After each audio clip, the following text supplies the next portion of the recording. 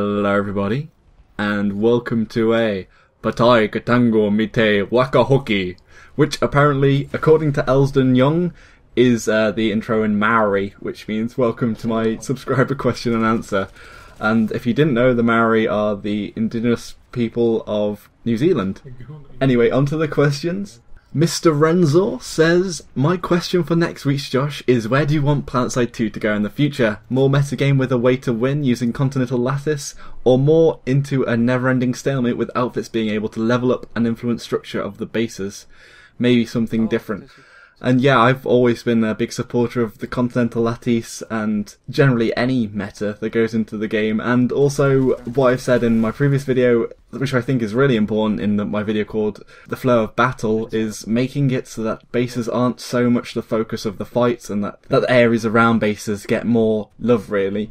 Because a lot of the time, the fights that are most interesting aren't the ones that are sort of stuck in these tight corridors and these tiny bases that aren't really big enough for 96 plus 96 battles, really. And I said that maybe you should make small facilities capturable instantly, or there are a few ideas in that video, and I'd advise people to check it out and to have add their own thoughts, really. And a lot of people bring this up quite often, that the fights in between bases are often the most fun, and that fights concentrated in bases get old quickly. And not that they aren't fun, but that they're almost 100% of the playtime is the bad thing. But metagame wise, I think the Continental Lattice will help a lot. And I think things that need to happen with Planetside 2 are more reasons to become a leader. I don't know why they haven't added better XP for being a leader. And whilst I do say that I think that Planetside 2 is a solid game, for us veterans it is getting a bit staler. I think that problem for us at the moment is that a lot of the game's focus is on just basically ironing out performance. They keep on churning out weapons which aren't the content we want to see. We want to see more continents. I'd like to see, what was the continent called? In Ceres? The continent where it's in molten lava. I don't know why it's escaped me now, but that'd be on the top of my list, a new continent. And the Continental Lattice implemented around these continents. I mean, I think a lot of the problem is that 3 continents, the Continental Lattice won't be that great. In Planetside 1 there were lots and lots of continents. Anyway, moving on. And then Foster and Briggs asks quite a controversial question. He says, who is a better YouTuber, Renza, Mukas or Rel? Do not choose one, just say the comparisons with them. And I don't think he actually means who's actually best. I think he just means how would you sum up each of them. So Renzo's definitely a veteran and he's very good at the game. And his videos basically focus on tips on how to become more like him, I guess, in being better at the game. And they all focus on small points like accuracy and movement and things like that, and they're all pretty interesting videos, and I would definitely check, all of them out really. But moving on to Mukas. Mukas is generally a happy chappy, and he's a veteran as well, a very good player. One of the top players on Miller, and he generally just has fun, and a lot of his videos now are actually focusing on battle bus experiences. That seems to be where he's having his most fun. Also, Mukas has a few series running, like his Heavy Damage, which is basically a montage, quite similar to my Decimator Dan montages, where it's partly rocketing aircraft and then partly kill streaks. And then Rel is basically the front man of Planetside 2 at the moment. He is not quite a veteran player as Renzo or Mukas, in that I'd say he sort of appeals more to the core player base of Planetside 2. He's of a casual player. And Rel makes his living off of Planetside 2 videos at the moment, so obviously he's doing well. There's not really much more to say about Rel because I'm fairly sure most of you know about him, because if you hear about Planetside 2 you've probably seen his videos giving outlines of how to start the game and things like that, and he does very detailed weapon reviews that go into the accuracy, like the exact stats that are given by Planetside 2. Chakote99 says, I haven't played Planetside for 2 months, is it still worth playing? I think if you were burnt out 2 months ago, it might be worth coming back because it might be fresh again for you. I mean, it's still the same experience it was 2 months ago. Like, not much has changed, to be perfectly honest, but as I say, Planetside 2 is a solid experience, unless you experience the European lag, which doesn't seem to affect everybody, but some people get these big massive ping spikes. But I do think that Planetside 2 is a very strong game and it is worth a play, and I would say that to people that have had a break or who have never played the game before, it's not just the experience, but it is a good game. And he wanted me to do a Maltese shout out of question and answer. I'll just have to do that one next week. Toby Loves Wombat says, "Hey Josh, I am battle rank 95 and can't enjoy the game anymore.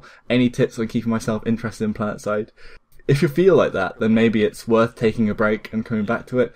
But the other options would be trying to find an outfit that will integrate you in the way you want to, or that will align with your playstyle. Just to have people to talk to every day, it's a really good thing to keep you going. If you can jump into TeamSpeak or Ventrilo or Mumble and chat to people and then play with them, I think that's quite a big thing. And also outfits that have ops. So, like I played with Hyun a few weeks ago, they have a big ops where they have a whole platoon come in every week or so. And I guess that can keep you interested in the game without becoming burnt out. And I think that other things you can do is try different weapons and try and Araxium them. But apart from that, if you are feeling that burnt out, maybe it is worth taking a break and then coming back to it in a few months, and hopefully you'll feel fresh again. Jamie Van Kooten says, "Joshino, since you like Planetside 2 and Dota, are you going to be playing Evolve?" Sorry if this has already been asked before. And I don't particularly like the look of Evolve. I think that it's 1v3 is too few people for me, and it doesn't look... I don't know, I don't see how it could be that fun. I know that a lot of people are enjoying it, but I just feel that because it's so few people, and you only have certain choices for the 3 hunters, and then there's only one demon, I think there just won't be enough variation to keep it interesting for a long time, and I'm not that interested in the game, to be honest. I like the 5v5s of Dota where you've hundreds of heroes, and you've basically got 5 combinations each time to play against of these heroes, and it can be completely different every time, and similar with LoL and Heroes of New Earth and all the other MOBAs. But with Evolve, it's not really my thing, to be honest. The Hoodie asks, well, he says first, "Your Danish makes me giggle like a little schoolgirl." It's pretty hard language to pronounce. Anyways, have you seen or have you played Warframe? I have played for about 500 hours and I'm still in love with it.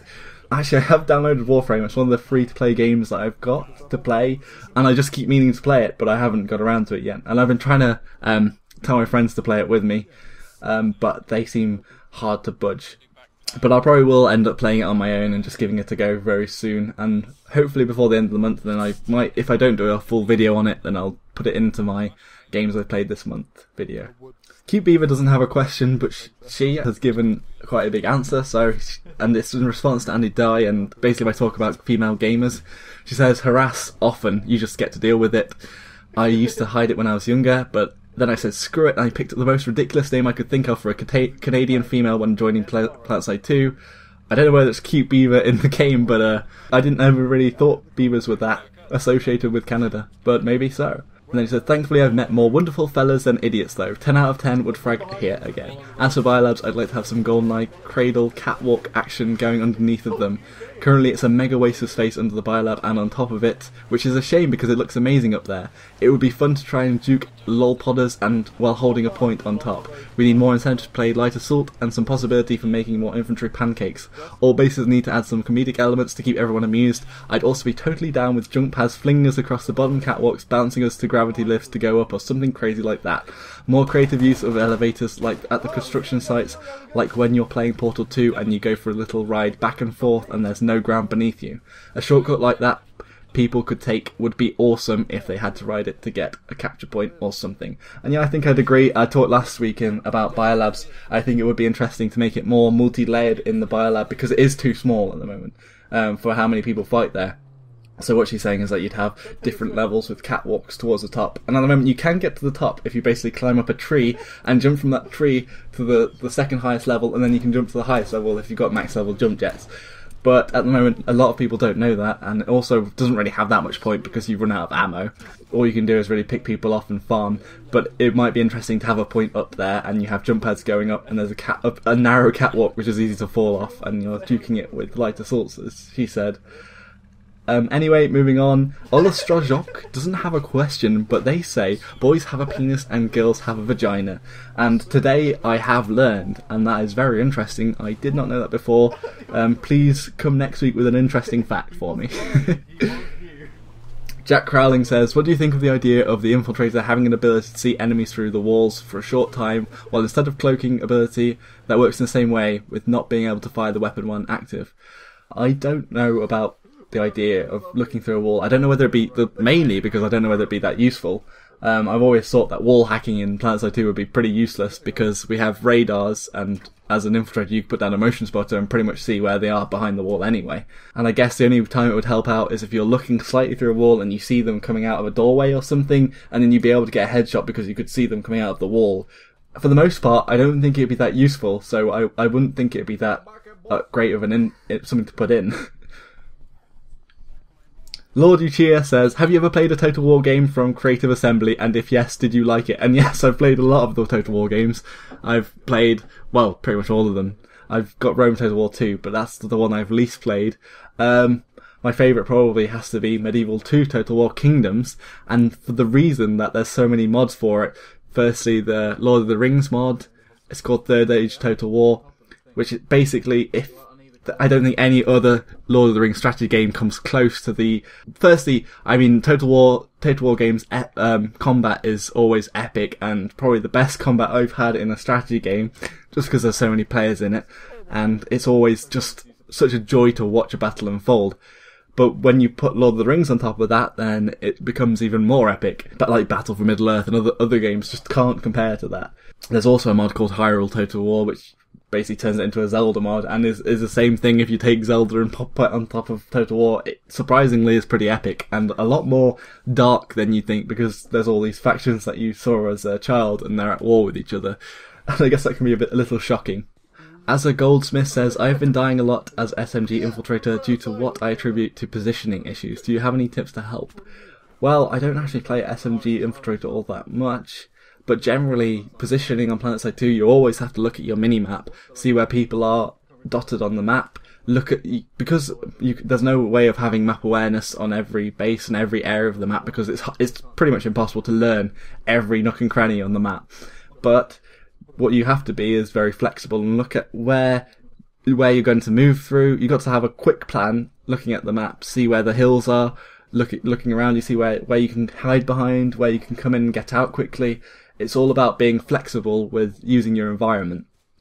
And that's the difficulty of Planetside 2 and makes it different from other shooters, I guess. That's all the questions for this week. If you have a question for next week, be sure to put it in the comments below. Thank you all very much for asking questions. Be sure to like, comment, subscribe if you want to see and hear more of me. Until next time, everybody, Joshino!